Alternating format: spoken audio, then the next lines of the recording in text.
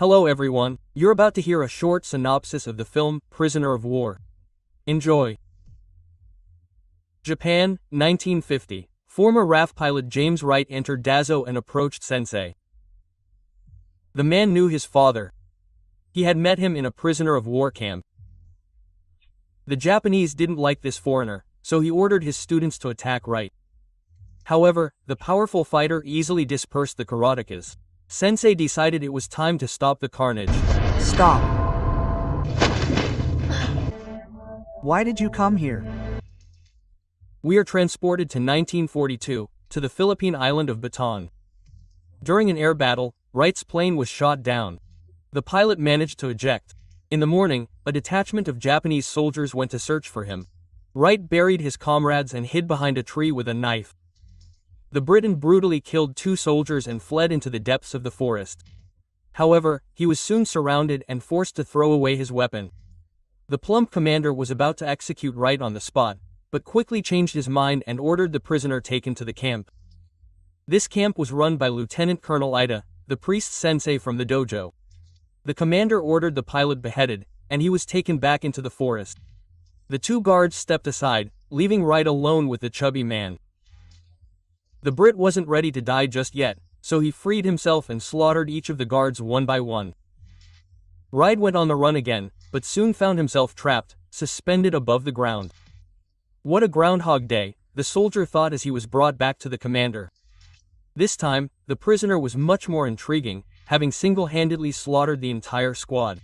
The Brit wouldn't die so easily now. Master, I'll kill him. No, tomorrow he will fight. The camp will see his shame, and he will die. Wright was pushed into the barracks. That evening, the remaining prisoners returned. He'll be staying with a bearded man, a Greek, and an American named Villanueva. The new guy was told that the weakest of them was sending them to another camp 60 miles away. He'd rather die than go on this death march. The morning began with battle cries, and he's a karate fanatic, so he makes his soldiers swing their arms and legs every day. After training, Wright was forced to kneel. He was ready to lose his head, but instead, the big guy's arms were freed. More than killing gaijin, Ida enjoys fighting for survival. His best fighter emerged from the tent, tasked with punishing 3 errant Filipinos. The first decided to kill himself on his fist. The beast kicked him and began taunting the other opponents. They were all quickly knocked out. The greyhound British man was supposed to be next. The champion realized he was in deep trouble. Wright clenched his fist and brought it down on the fighter's head like an anvil. The beast died on the spot. Ida took fright and hid in a tent. This prisoner is special. He knows a forbidden technique and can kill a man with one blow. Wright met Captain Collins. The prisoners celebrated their victory with moonshine. The newcomer told his comrades that he learned to fight in Hong Kong, Thailand, and even Japan. And she, too, was curious about where he came from. Quote, You trained in Japan? I've trained in many places. Your technique is the most forbidden. Quote. Ida cut Wright's cheek, took away his father's British cross, and promised that tomorrow he would definitely die.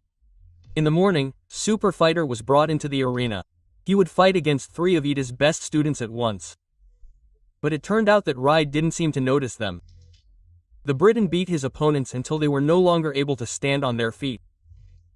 He could have strangled the last one, but he didn't. Today, Atoch bowed to the new champion and hid in the tent again. Although Wright didn't kill anyone, Atoch will pronounce the death sentence on the losers for him. The prisoners are slowly planning an escape. First, they need to get a radio and tell their friends where they are. To force the guard down from the tower, the prisoners started a brawl. The most inconspicuous meat guy, Wright, climbed up the tower. He stole the radio and managed to escape just as the Japanese opened fire and dispersed the crowd. But then Wright caught the nurse's eye. The ugly soldier started pestering her and even slapped her. Teresa wants to get out of here as much as the rest. The next morning, Atochel started pointing fingers at all the prisoners and settled on one Filipino. Supposedly, he left the camp that night. The guy said it wasn't him, but the bald one. Magnanimous Ital should cut off both their heads. Jonesy knows how the two got out of the camp and told Wright about it. That night, he removed the rotten boards from the barracks and crawled out. The Brit crept from one shelter to another until he emerged from the camp and ran into the forest. The disappearance was discovered before dawn, but for some reason the young soldier didn't raise the alarm. Wright hoped to contact the Allies on the radio, but instead of English, he heard encrypted communications in Navajo, which meant that the Americans were nearby. Later, Wright found a glider in the bushes and told his comrades about it. If an airplane flew overhead, he could tow the glider. It was a risk. There was another option. Stay with Ida. Then we'd be screwed. Ida again ordered the Brit to be brought to him and began questioning him about Navajo. Maybe Wright could translate it. No one understands Nava except Nava. That's the point. Anyway, Wright sent the commander again, and he was very angry. Quote, Master, you're bleeding, but Wright isn't. Quote. Ital punished the Briton for his impudence and ordered him to be beaten with sticks. Quote, bite, it'll make it easier. Quote. They surrounded the POW from all sides and began pounding his body with all their might. Each ring of the bell was accompanied by more blows with the sticks. When the prisoner of war fell to his knees, his hands were untied, but the execution didn't end there. Once he even got hit in the face. Wright certainly wouldn't tolerate that. He began to defend himself and jump around the arena as if nothing had happened. The Briton had defeated all his executioners and even now refused to kill them.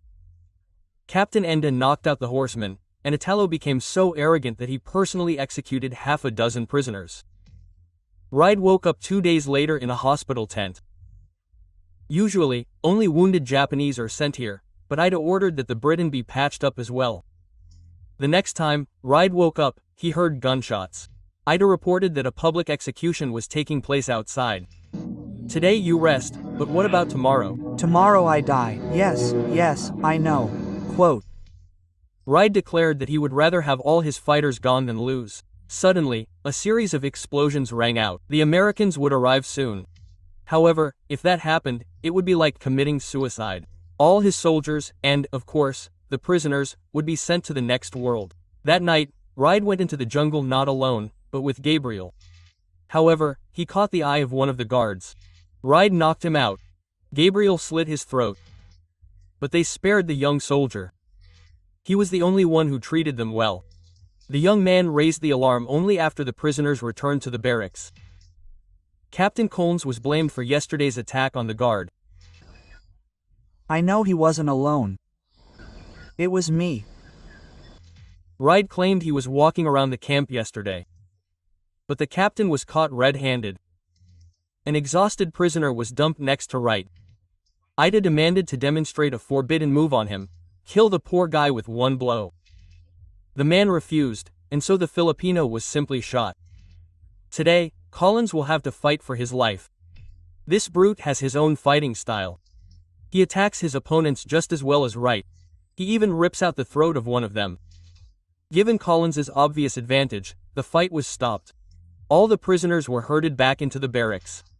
That evening, Wright challenged Ida to a one-on-one fight, and the Japanese agreed. Quote, Hold him. Your training hasn't met my expectations. Quote. That's how Ida won and ordered the Briton taken away. Wright suggested his comrades escape today. True, they'll only have one chance to send a message. As soon as we send it, they'll know we have the radio and our location. Another night, another foray into the jungle. Together with Gabriel, they reported the glider to the Americans. Bright light, bright light. An eagle in the jungle without an engine. When the two returned to the barracks, all the bunks were empty. At that very moment, the Japanese burst in and knocked out the escapees. When they came to, the camp was already under heavy Allied bombardment. Teresa freed the prisoners. Now they needed to get the radio again and get the people out. The captured Filipinos also tried to escape, but the Japanese killed them all. Teresa and her friend pretended to be wounded and asked a soldier for help. When he ran up, the girls brutally stabbed him to death. The escapees climbed the tower. Meanwhile, the Japanese executed one group of POWs after another. While Gabriel was calling for help, Wright opened fire on the POWs. The prisoners took advantage of the confusion and scattered. Borita went berserk and began slaughtering the Japanese one by one. Captain Enda dealt Gabriel a hearty beating and was about to cut him down, but Captain Collins came to his rescue. Enda tackled the Boer as well, but he wasn't heavy enough to break his arm. Collins simply threw the karateka back and then began beating him with one hand. Alas, reinforcements arrived, and Collins was shot. Wright realized someone was missing from this celebration of life and ran into Ida's tent. The samurai challenged the Briton to a sword fight, but when the enemy was left without swords, Ida went for his pistol. However, Wright threw it out into the street and was about to beat the lieutenant colonel to death, but Gabriel distracted him. The two of them were about to escape into the jungle when Enda opened fire on them. But the commander forbade him to kill the Briton. The surviving prisoners signaled the pilot and pulled the rope attached to the glider. The escapees settled into their seats, awaiting rescue. But then soldiers began to surround them from all sides, and the fighter pilot mowed them all down. Among the dead was the young Japanese. Now no one would stop him from retrieving the glider. The American pilot had handled the task superbly. And those who didn't manage to escape set off on a death march. Where is he? My father died last year, Mr. Wright. Sensei asked me to show him that same forbidden move and challenge the Briton to a fight. Wright didn't refuse and kicked the Japanese like a son. The hapless fighter insisted that his opponent finish him off with one punch, but Wright stopped his fist 5 centimeters from his face. Before saying goodbye, the Japanese returned Wright's British cross to his father. My father said that one day the white man would come for this. James Wright bowed and left Daho.